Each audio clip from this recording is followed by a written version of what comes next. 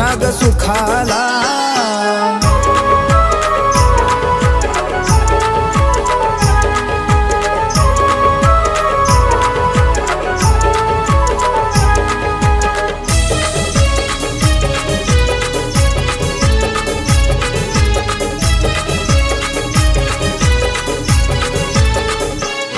फक्त एवढीच इच्छा माझी तुला सुखात ठेवावं, तुझ्या डोळ्यात ग पाणी पिल्लू कधीच ना यावं।